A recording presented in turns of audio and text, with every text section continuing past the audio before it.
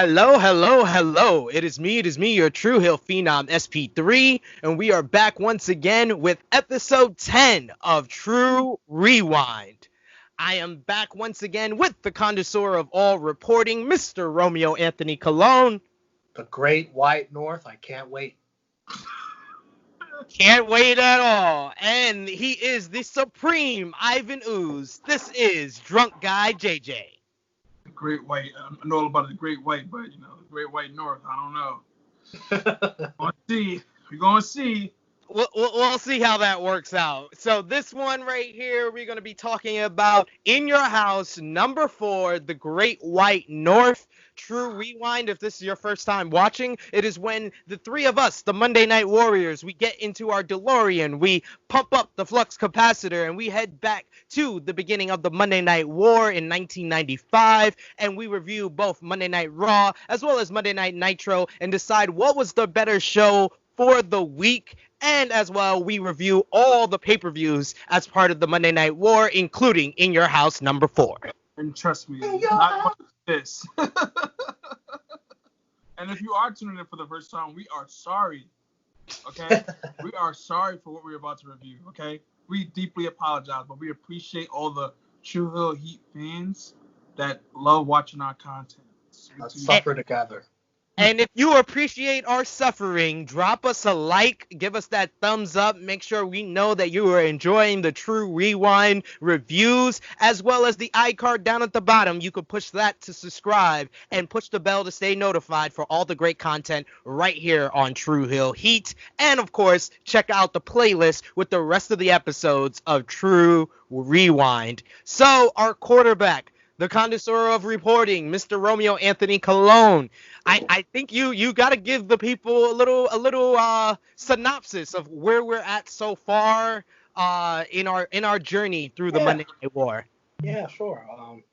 Combine both shows. I have the top 3 so far for match of the night. Coming in at number 3 is a tie, Eddie Guerrero and Yokozuna with 6 votes from all of us. Wow. Coming in at number 2, Flying Brian Pillman with 8. And number 1 for match of the night so far in the Monday Night War, 9 votes, Bret the Hitman Hart. Makes sense. Makes complete sense. MVP, coming in at number 3 so far, the Giant with 4 votes. You sure you read that wrong? You sure you read that right? You sure? Oh, wow. You should be ashamed. But go ahead, continue. Coming in at number 2 with 5 votes, Jerry the King Lawler, an announcer. That makes sense. He's been hilarious. Which goes to show how bad it's been. That announcer comes in a second. But continue. And we have a tie for number 1 MVP, both from WCW, Ric Flair, Randy Savage with 6 votes. That makes 100% sense. Absolutely. LVP. Oh. I already know who's the top 2. Coming in at number 3 with 5 votes is Mongo. Whoa! What? You know what? He's so bad that we just stopped. Remember, he has his own meter now. So yeah, he has his own meter. He's like Coming in at number 2 for LVP with 8 votes. 1, 2, 3, Kid. I thought he would definitely be in the top 2, so that's right. Either Mongo 1, 2, 3 Kid for me. So God, so far this is like the holy trinity of LVP because number 1 with 10 votes, Hulk Hogan. Oh, okay. Okay. Well, there you guys forgot about him? There you have it, brother. Yeah, I forgot that he's been pretty awful. Like the Pasta Mania, all those promos, and literally all his votes is due to promos. All right, let's get into In Your House. October 22nd, 1995, the Great White North, Winnipeg, Manitoba, Canada. God. The Winnipeg Arena, 10,339 in attendance. We start with the Canadian Anthem. The Canadian Anthem, the song itself is kind of fire. You don't see anybody kneeling for that one. But the singing, whoever sung this one, woo! That I just have in my notes. That was the worst "Oh Canada" I have ever heard in my goddamn life. Fergie's rolling in her grave.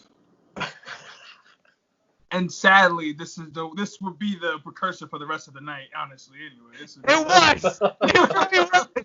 It really was. It was like it's all downhill from the start.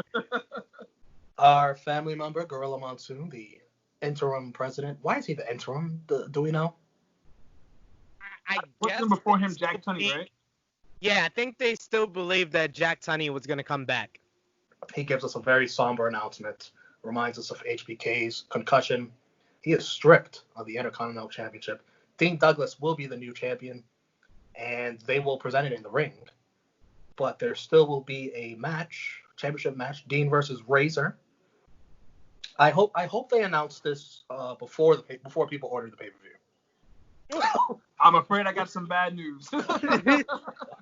Just like the last In Your House, again, people spending their hard-earned money to watch a certain match, and again, it does not fall through. So imagine being a fan at that time, like you're really going out your way to want to see these shows, these matches. Because honestly, if you think about it, Shawn and Dean probably would have been match of the night if it would have happened, and we don't get it. So, God, false advertising. They wouldn't have had much competition for match of the night. Also true. It could have had 2 stars and still would have been good. Jim Ross is back. I see good old JR. Pay-per-views only. And then Fatu Uso comes out with the BSK Scully. Did you have something to say about Jake One about Fatu? Oh, him already leading the Black Lives Matter movement, already heading into the thing, time to make that change. What are we saying? Jackie said, time to make that change. He's trying to help us brothers and sisters to get through this show. He tried to let us know from the beginning. He's trying to make that change. And then he goes on to face Hunter Hearst Helmsley. Match was actually not as horrible as everything else later in the night. Of course, the irony that a black man trying to make change ends up getting his neck hung in a rope by a white man, but that is neither here nor there. I mean, to be fair, Fatu is Samoan. But he's black. By the way, Fatu did that neck in the rope spot very wonderfully if you caught it. And that looked brutal because he got a no homo. His neck is pretty big and it's tight, so it just looked really bad. But yeah, Hunter goes on to win the match with a pedigree. I said that this is the second best thing these two have done together outside of taking out the biggest draw in the company for 9 months.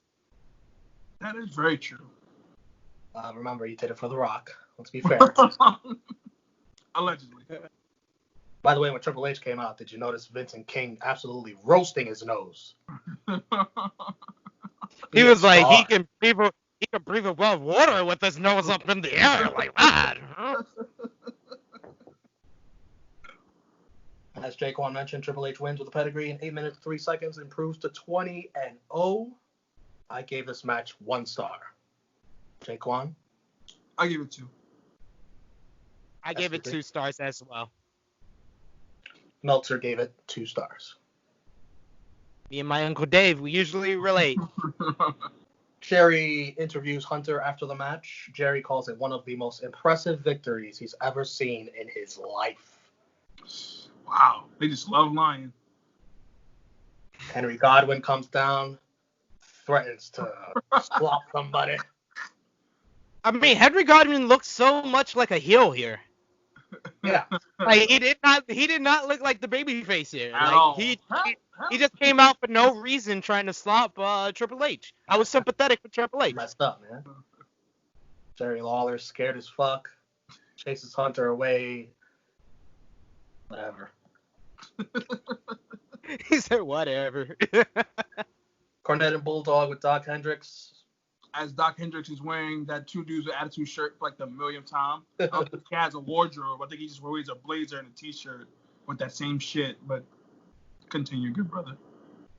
Tag Team Championship match. Smoking Guns versus Razor and Kid.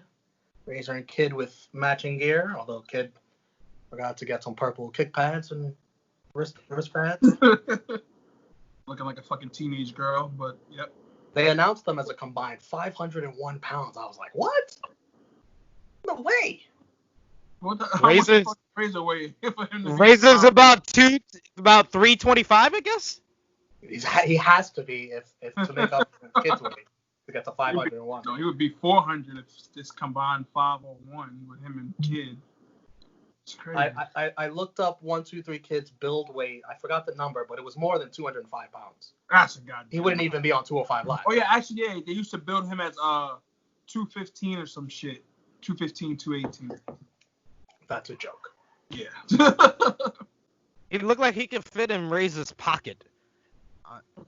I like this match though. I like that it was 2 babyface tag teams. Both teams played the heel.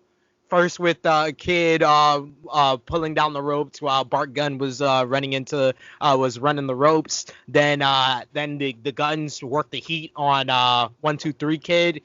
And we had at one point Bart and Razor put their tag team partners on top of their opponents. It was a cool story. Razor eventually delivers the Razor's Edge to Billy Gunn, and 1, 2, 3 Kid begs for the tag. So much time wasted. These dumb baby faces. Kid eventually gets tagged in, goes for the pin, and his pin gets reversed. The Guns win in 12:46. Kid throws a temper tantrum. Shocker. He attacks the Smoking Guns. Steals the titles. Razor gives the titles back. I gave this 2.75 stars. What did you guys give this, and what did you think of the aftermath? 1, 2, 3 Kid, and he never disappoints. He never seems to. The worst baby face of all time, by the way. We're gonna get this out the way. We're just gonna nip this in the butt now. He is the most unlikable face I've ever seen in my life. Wow. How, when you turn into Raw or in your house, how could you watch this show and want to sympathize with him? There's no way. He's a fucking dumbass. Complete dumbass. And then it's sickening. You can't be this stupid. There's no way you can be this stupid. You can't. The match was pretty okay though, but God. He was dumb. He was selfish. Like there was. He's pretty much right. He was very unlikable here. I gave the match 3 stars. Like I said, I like the story of the match. I like both teams working the heel. I like the little story between Razor and 1, 2, 3 Kid. I even like the little post match with 1, 2, 3 Kid trying to steal the titles from the Smoking Guns. And he finally looked like a babyface after the match when he took down both Guns by himself. Jaquan, how many stars? 3. Match of the night. Spoiler alert. Sorry. I don't know if I said Meltz gave it 2.75 stars. Doc Hendricks sells lifelike stand-up cardboards of Bret Hart and HBK. Why is it that Doc Hendricks does all of these promos like he is a 1980s radio personality? Well, you know something there. You got for just for 1999. This is the way you had to talk to people to sell stuff back in the day, I guess. You couldn't talk to them like a normal human being. And everybody thought that Don West was annoying. I mean, Doc Hendricks, he's got Don West beat. And mind you, he would never be on cue when they would cut to him. They'll be like, Doc, here's the Doc. He hasn't been on cue. He hasn't been on cue since. Doc says, kids, you can have Bret Hart in your bedroom watching you sleep. You wake up and he's right there watching over you. Wow. Creepy.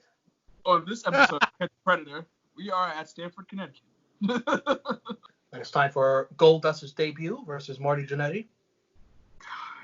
I thought that this was a horrible job to debut somebody. Horrible. Too long. Like, it was so too long.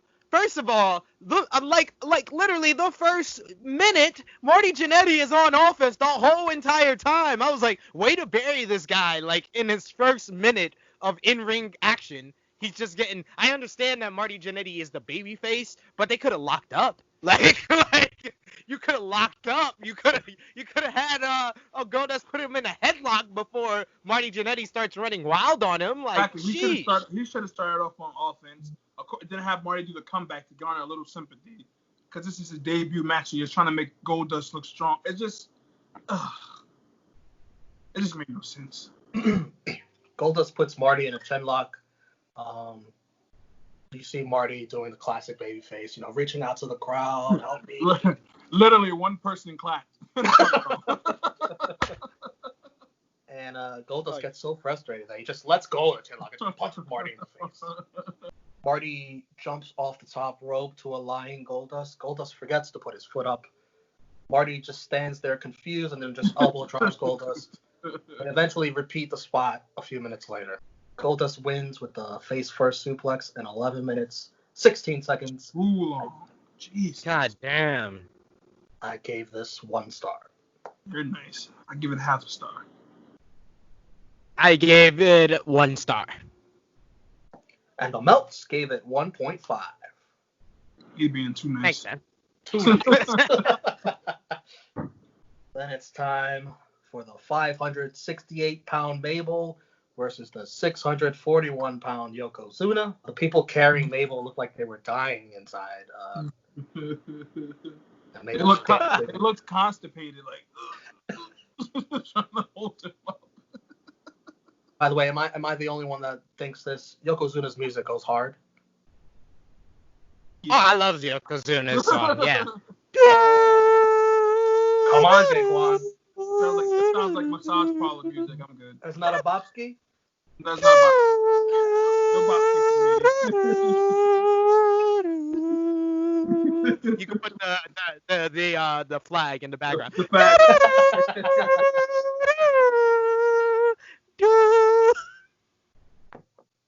They are loving you in Japan right now, even though Yokozuna's not from there.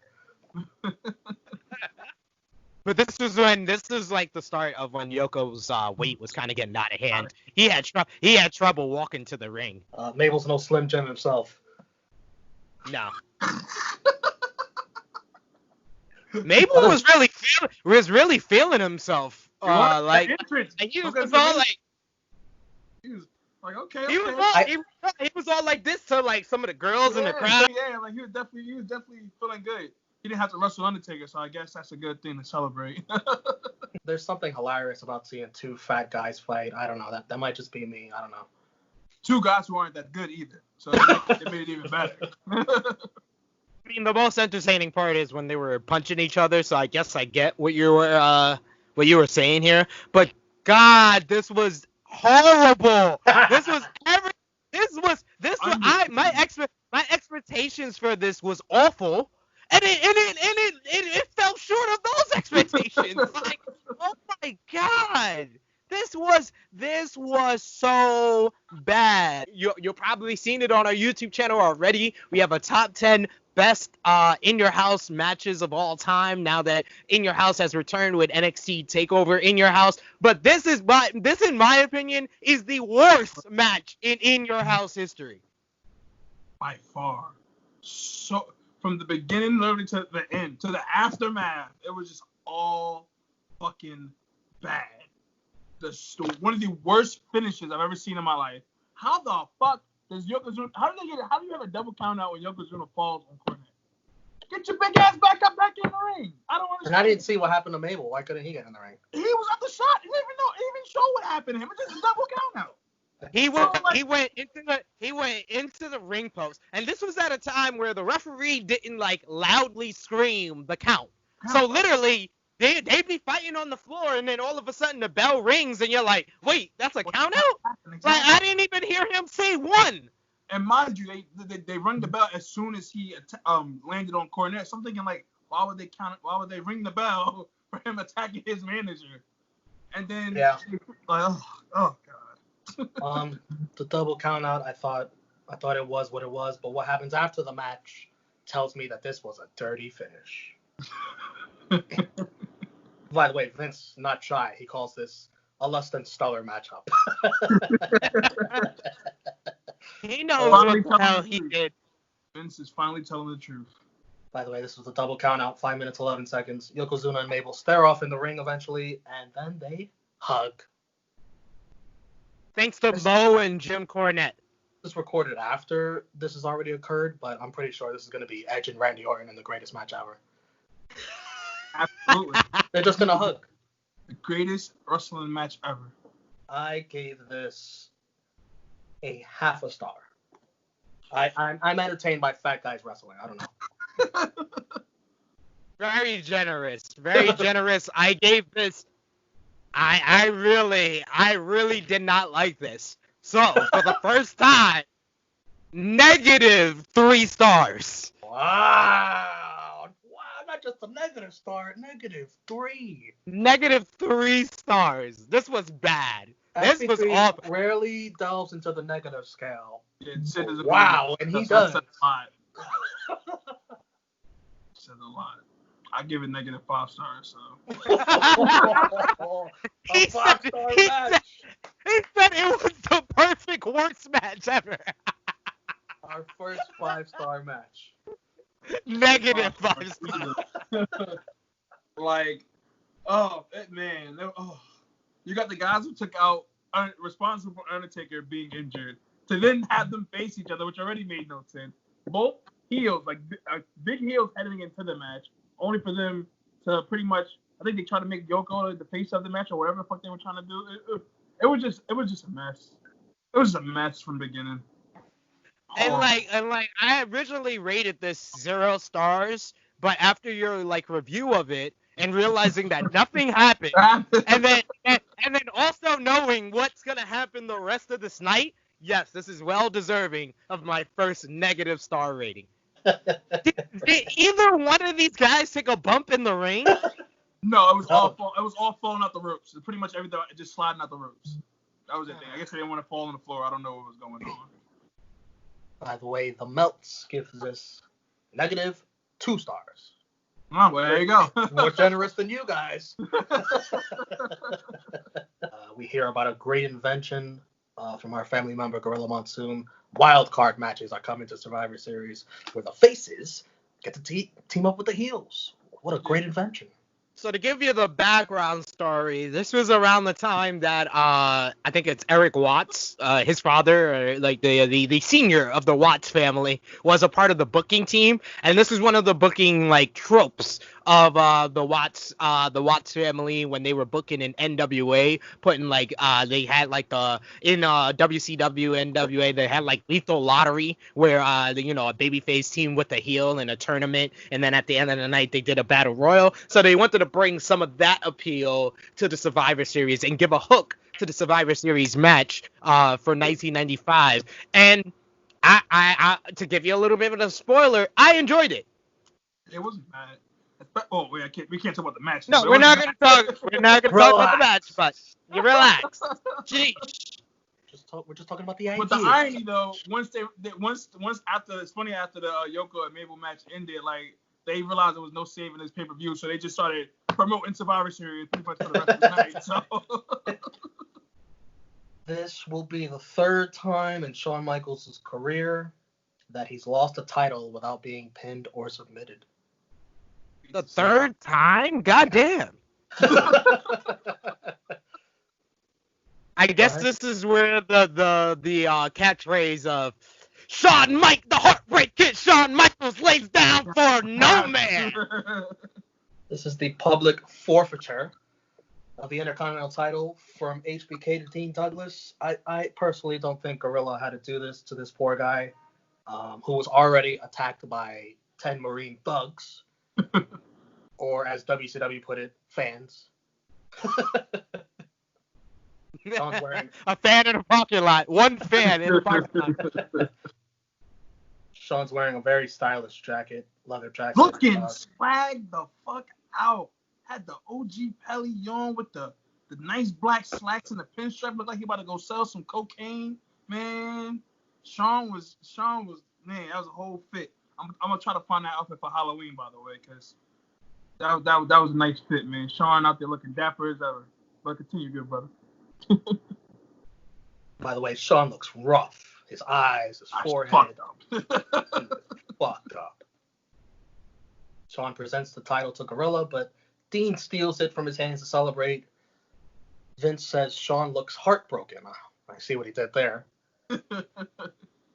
Shawn watches on as Dean fastens the title to his waist. Shawn was great here. That was great acting. Yes. He looked very emotional. The little turns back while he's in the ramp.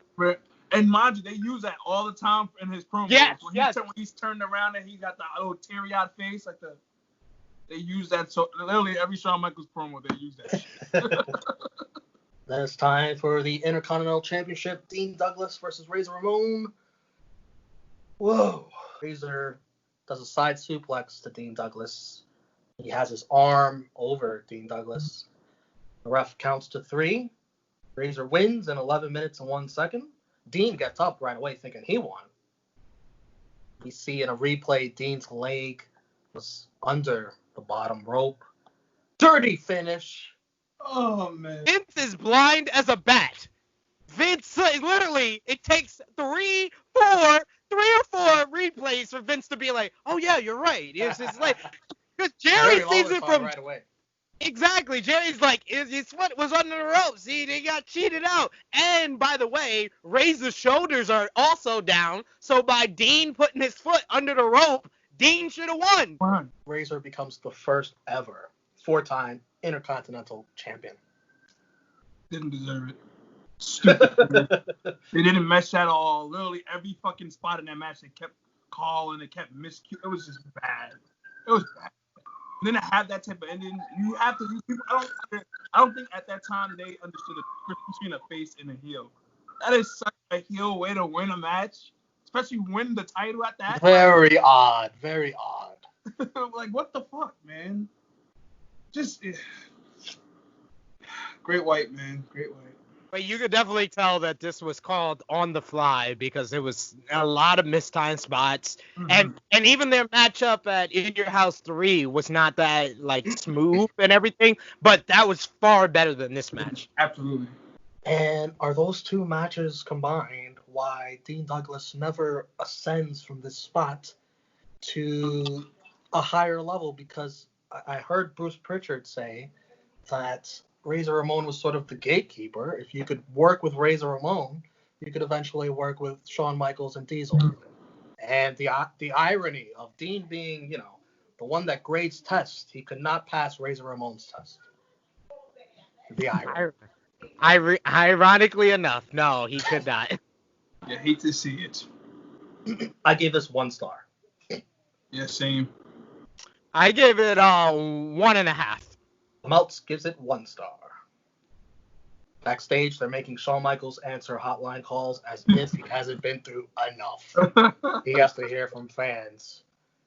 Why didn't you wrestle tonight, Shawn? I paid my hard-earned money and you don't want to wrestle. You're not cleared. But first, Bret Hart gets to sit in on commentary. I'm like, yeah, all right. Bret Hart and Jerry Lawler, they're going to be going at it all match.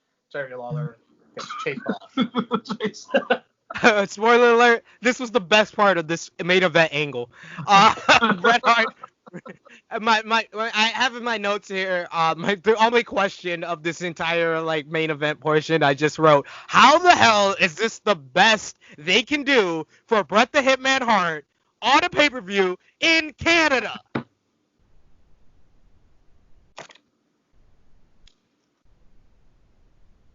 Imagine being a Winnipeg citizen and, oh man, got your ticket to In Your House? Yeah, I get to see my favorite performer, Bret Hart.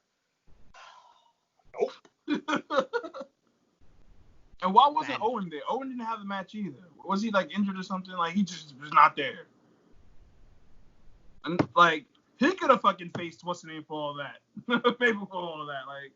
Yeah, there were a lot of guys on the shelf that you didn't have to have Razor wrestle twice. Also true. But there wasn't enough top of the line baby faces as well. Or do you think Razor talked his way into this? Or Shawn. Exactly. Shawn, I know the perfect guy to be Intercontinental Champion if you ask me. Exactly. if I can't hold it, I don't know about this Dean guy, but Razor. By the way, Jaquan, what did you think of Bret Hart's jersey tucked into the jeans? I knew you would ask me. How'd you know I was gonna ask you that? I just had a feeling this jersey. I just had a feeling you were gonna ask for the jersey. I love the jersey, by the way. But that back then they were doing that, tucking the jerseys and like the baggy clothes and stuff. I mean, his jeans were then baggy, but I love the jersey, by the way. But I guess Bret could pull it off. That's his thing. By the way, Bret is the #1 contender at Survivor Series for whoever wins this match between Bulldog and Diesel. Vince looks happy to see Bret. They do a nice little half hug. Very awkward considering what is to come in the years to come. I have another question for you, Jaquan. Let me see if you still saw this one coming. Is British Bulldog's theme a bobski? No. Yeah, I don't think so either. I like the Bulldog song, but it's not a what Jaquan describes as bobskis. I need to make a countdown of bobskis, like a top 10 bobskis. Yeah. I do like the Bulldog's attire for the night, the jacket and everything. He was looking very fleek. He was looking like he was about to become the WWF champion. And even Jim Cornette, that purple blazer. Oh my God, Jimmy was looking like he was about to hit 40-40 club and hang out with Jay-Z. Shit. There's a fan in the audience cosplaying as Diesel. Save some pussy for the rest of us, pal. Speaking of that, the women loved him in Canada, man. Them hoes was crazy. But Diesel with the line, Doc Hendricks stops him before he goes through the curtain, and he asks him like, "What's his thought? What are your thoughts on tonight, Diesel?" And he says, "Doc, I'm feeling funky." I was like, and I put this specifically. We have gone through 10 episodes now of this Monday Night War. And the guy named Big Daddy Cool has not said cool anything remotely cool this entire time. Not whatsoever. No wonder this run failed. Like, I'm not surprised at all. Bulldog drop kicks Diesel to the outside. Diesel stumbles towards the announce table. Bret softens the blow by putting his hand out there to stop Diesel's momentum. Diesel doesn't like it. He responds with a pie face. What the hell, man? What an overreaction. A ton of groundwork by Bulldog and Diesel. Very boring. Working the leg. Oh my God, literally, there's a bunch of groundwork. Let's make that clear. Diesel spent more time on the back than anything. This was the most boring Bulldog match I've ever seen. JR tells us Diesel has had 10 knee surgeries. How does Vince McMahon place his trust into a guy that's had 10 knee surgeries? We're going to have like 20 more, but man. British Bulldog. Man, botches a sharpshooter. The worst sharpshooter I've ever seen. Right in front of Bret Hart in commentary. Bret Hart seething inside. Says he should learn to put it on right. Vince McMahon had the audacity. Audacity. I don't know. In front of Bret Hart, sitting right next to him. With all due respect, it might be a more powerful version of the sharpshooter considering the power of the British Bulldog. And Bret Hart legit did not say a word for the next minute. All I heard Vince say that, and then like a minute after, I was like, "Yo, Bret has not said anything." So all I imagined was Bret just looking at Vince like. Okay, just had to take the headset off real quick. Are you fucking serious, Vince? Jim Cornette tries to interfere. Bulldog accidentally hits him. Cornette sells it like Shawn Michaels against Hulk Hogan. They go back to the outside, fighting on the outside.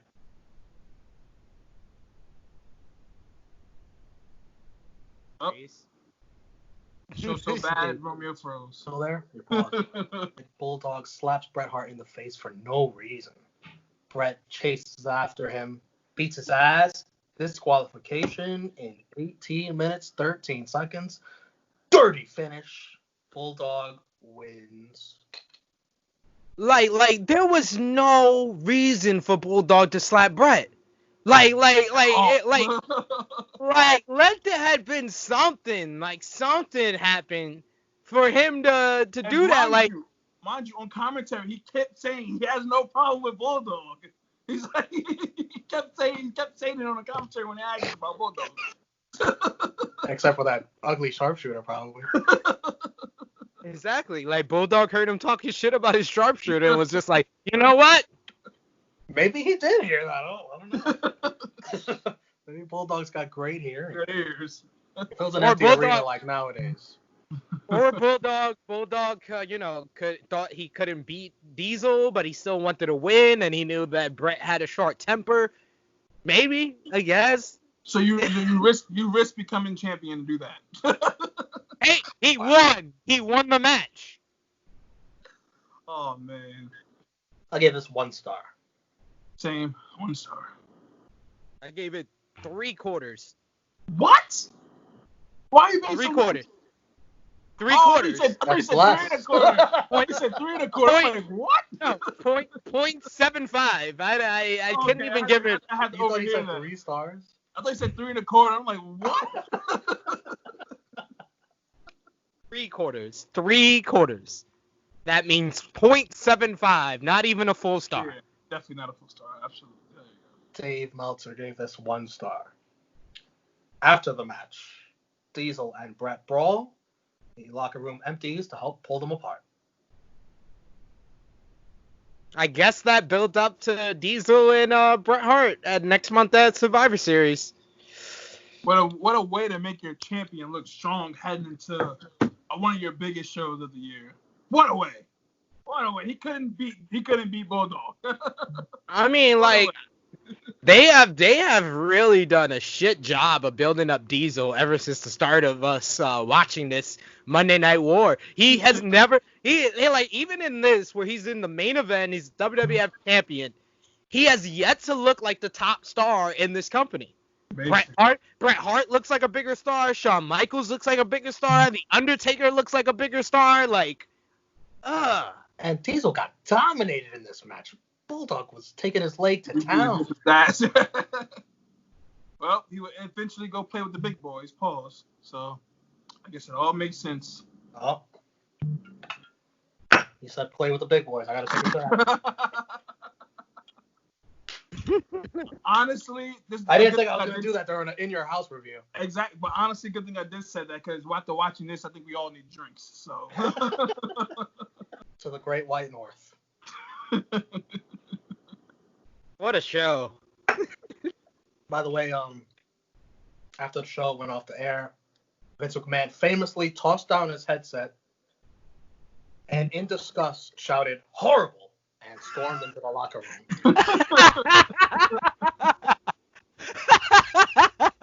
Yo, literally, that's how we should end this video. Horrible.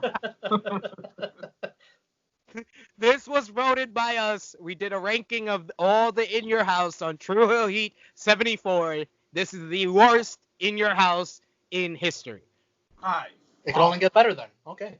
There you go. Yeah. Match of the night, guys. I had the tag team title match. Kid Razor versus Smoking Guns. Yep. Same. Unanimous. I don't think there's even any debate. Yeah. Nothing came close. I felt myself saying 1 star a lot during this review. MVP? Is there one? Actually, now I think about it, I think my MVP and LVP are the same. Wow. My MVP, let me explain. I think the MVP. Start with the MVP. Let's have you go last then. Go last. All right, yeah, go ahead and start then, Sid or Romeo. My MVP is Razor Ramon. He was a part of the best match on the night. He wrestled twice. He became the first ever 4-time Intercontinental Champion. The second match wasn't that good, but he did not know about that match before the start of the day. I have to give it to John just threw it on him. I have to give it to Razor. I give it to Razor Ramon as well. I think him being IC champion, maybe he's lucky enough that he doesn't have to fuck with the 1, 2, 3 kid anymore. Who knows? I don't know what's going to happen going forward. It's Survivor Series, so that probably means they're going to fucking team up. So the MVP for me, and then your LVP. Yes, the MVP for me are the fans for sitting through that fucking show. I commend you guys very much. And the LVP is also the fans for having to sit through that shit. So yes, I commend the good state of Winnipeg fans for being there. LVP, this was a tight race. I can't give it to the fans. The fans didn't do anything to be a player, so that doesn't make any sense. I just want to say that first. But the LVP, it's very tough. Like I usually if I have two people after the review, I'd be able to give it to it, but I have to give it it's co-LVP for 1, 2, 3 Kid, the worst babyface in the WWF, and the shortest reigning Intercontinental Champion in history, Dean Douglas. I thought about giving it to Dean Douglas too, but he does get a IC title reign added to his resume no matter what. So I guess that's positive. I But did it have 1, 2, 3. lasted 11 minutes. Rey Mysterio's WWE title reign lasted longer. The history books will still say Dean Douglas was an IC champion. Oh man. I do have 1, 2, 3 Kid.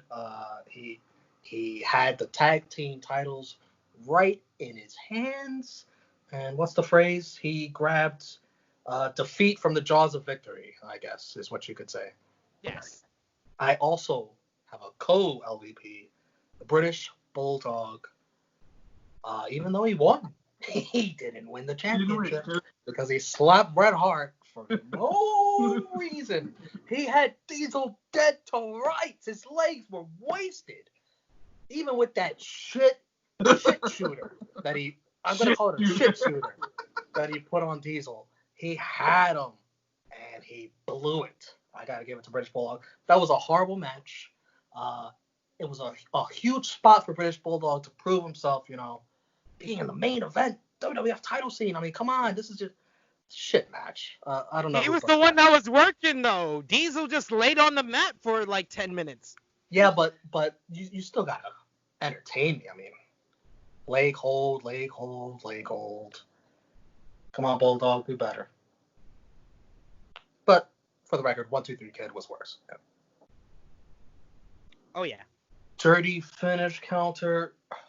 This shit is getting out of control. 3 tonight. You said 3? There's only 3? 3? Really? Wow. Really? It felt like more, right? The main event. I said IC title main event. The Yoko double countout match. And yeah, that's 3. Yeah. Triple H won. The Intercontinental title match. That is 13 dirty finishes in 8 shows. The bait and switch counter. 1. 3 in 8 shows. By the way, 2 for 2 at pay-per-views. Bait and switch. Guys. I pay my hard-earned money for 2 pay-per-views, and you bait and switch me twice back to back? What? Yep. Both times on Shawn Michaels matches. All right, we're gonna count it down. Do we really? We have to. Thumbs up or thumbs down in 3, 2, 1. Throw the thumbs down. Shit ass show, guys. On a scale of 1 to 10, you can use decimals if you want, and I'm gonna use them. I give this a 0.4. I give it a 0.5. So. I rated it from 1 to 10, so I gave it a 1. 1 out of 2. SP3, you don't have to do that. You don't. I'm gonna be fair. The tag team title match, I did enjoy it, so I'm gonna give it a 1 out of. That's why I guess I have to start the tag team match. This was a rough one. Do you guys want to guess how many pay-per-view buys this show did? I guessed, I have the actual number here, but I guessed before I saw the number, I guessed 130K. For reference, Last In Your House was 175K. I'm gonna go with 150K. I go 140. This pay-per-view did 90K. Wow! Wow! Like this is like we rank this based on the quality, but like quality, buy rate, like the fans, like Nothing went it's right. like, this is an all-time worst WWE pay-per-view, like all-time worst. Now I feel like we got to do a top 10 worst WWE pay-per-views now. And this would be in the top 3. All right, so the pay-per-view scoreboard that we have. In Your House, number 3 did a 2.86 score out of all of our scores. Ball Brawl 95 did a 2.8. And now In Your House, number 4, The Great White North, did a 0.63 combined score between the three of us. Ouch. Well, sheesh. God damn. A show that averaged less than 3 out of 10 is the leader? We're putting ourselves through hell. For you, the people watching True Rewind. So let us know that you appreciate our suffering through In Your House number 4 by dropping us a like. Share this video if you want other wrestling fans like yourself to enjoy our suffering. And of course, push the subscribe button and the bell to stay notified for all the great content right here on True Hill Heat. And of course, don't forget to drop your comment down below if you went through the agony of watching In Your House number 4. Let us know what you thought of the show and what was your MVP, LVP, and match of the night. So, for the connoisseur of all reporting, Mr. Romeo Anthony Colon. At least Halloween Havoc is coming up. Damn it. For the supreme Ivan Ooze, drunk guy JJ. It is me, your True Hill Phenom SP3. This has been In Your House number 4, True Rewind, episode 10. Signing off until next time. Horrible! Horrible!